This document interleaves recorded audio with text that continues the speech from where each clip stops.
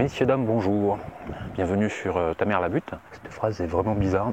Cinquième et dernier épisode de la série sur le potager que je mets en place. Aujourd'hui, on va voir ce que je compte faire de l'extension du potager qu'on a vu la dernière fois. Et un peu l'évolution du potager l'hiver. Et puis on fera un petit bilan de cette première saison.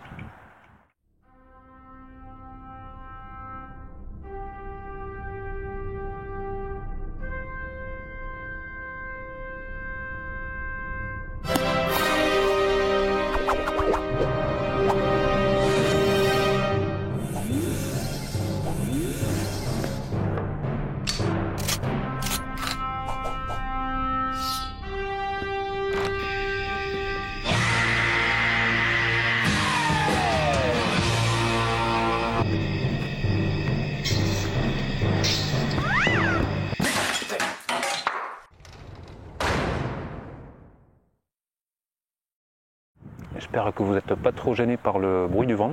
Moi, je suis gêné. Dans la dernière vidéo, on a vu que j'ai doublé la surface du potager. Donc je me voyais mal refaire des lasagnes dedans puisque j'ai galéré à remplir 3 bacs. Je ne vois pas comment je pourrais en remplir 5 de plus, d'autant que j'ai plus accès au terrain d'à côté puisqu'il est en cours de construction. Donc je suis parti sur des engrais verts. Donc, les engrais verts, c'est une technique de culture, ce ne sont pas des espèces en particulier qui sont des engrais verts.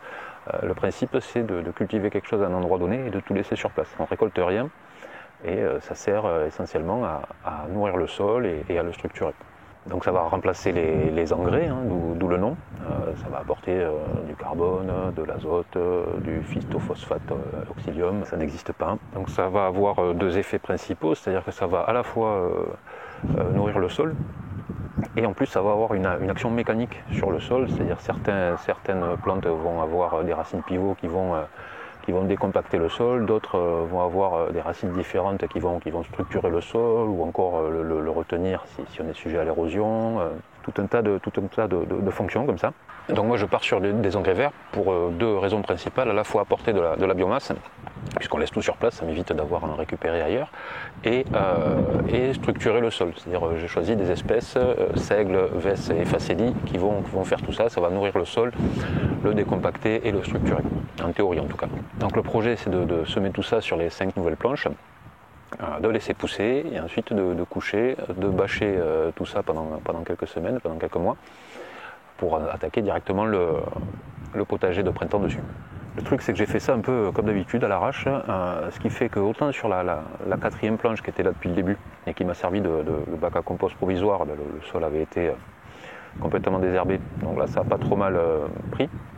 Par contre sur les 4 autres planches, j'avais pas désherbé du tout. Donc j'ai dû refaire un semis, cette fois-ci en rajoutant un petit peu de terreau, en remettant par-dessus, là ça a un petit peu pris. Donc j'aurais dû travailler le sol, mais comme je plante des engrais verts pour pas travailler le sol, je trouvais ça un peu con de travailler le sol pour planter des engrais verts. Si j'avais travaillé le sol, j'aurais directement planté des légumes dedans, quoi. Mon père avait une hache dans la remise, va la chercher, dépêche-toi vite.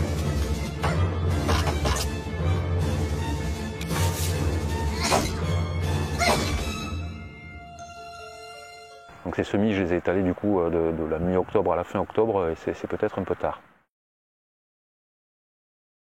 Pour ce qui est de l'évolution du potager d'hiver, les choux, ça n'a pas l'air d'être mon truc, parce qu'ils se sont encore fait grignoter, ils n'ont pas poussé, pas tellement évolué, et puis au bout d'un moment, ils se sont fait carrément rattraper par les adventices.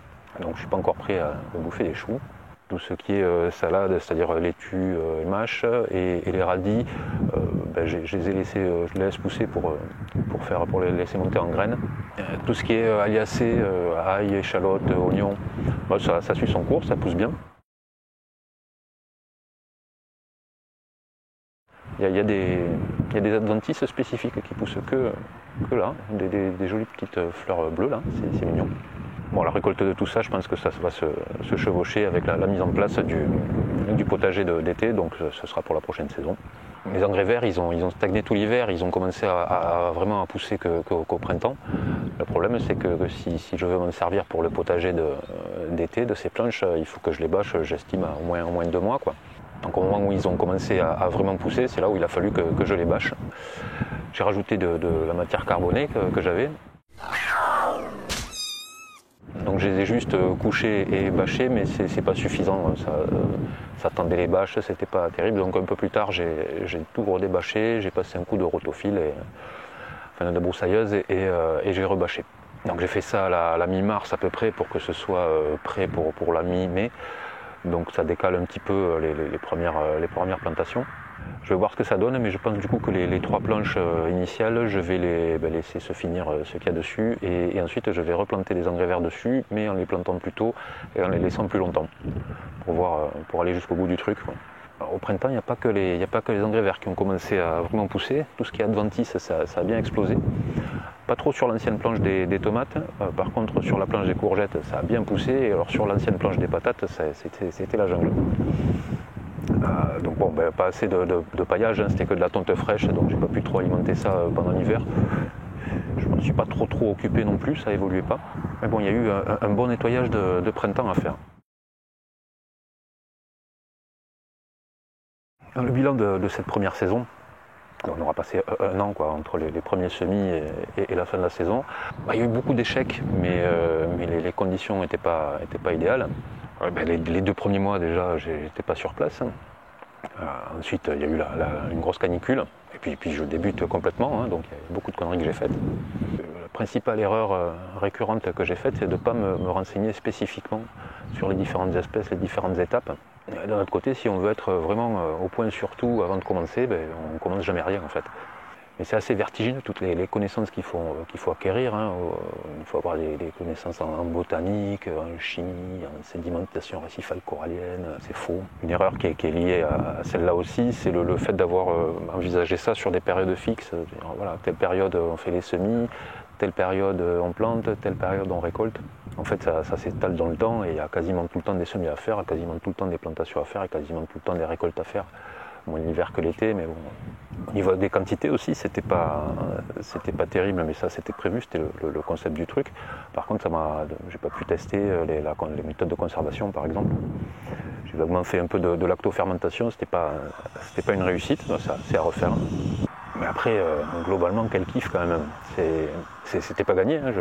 À la base, je regardais juste des gars faire ça en vidéo. C'était pas gagné que ça me plaise en pratique. J'ai la sensation quand même que si on gère bien tout ce qui est arrosage, paillage, ce que j'ai pas trop fait, ça demande quand même beaucoup moins de boulot. Et c'est un loisir gagnant.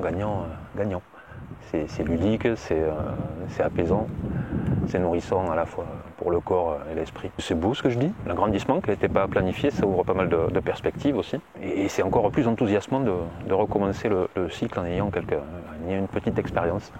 C'est la fin de cette vidéo, c'est aussi la fin de la première saison. La prochaine vidéo, je ne sais pas encore de quoi elle va traiter, je ne sais pas si je vais rattaquer directement la 2e saison du potager, si je vais faire une vidéo spéciale pour les 500 000 abonnés. Je vais essayer de garder un rythme de publication d'une vidéo tous les 15 jours à peu près. Mais je suis très long pour le montage, donc je vais voir, mais j'aimerais quand même raccourcir le délai entre le moment où je tourne et le moment où je diffuse pour essayer qu'il y ait un minimum d'interactivité quand même. Abonnez-vous, likez, partagez. Salut!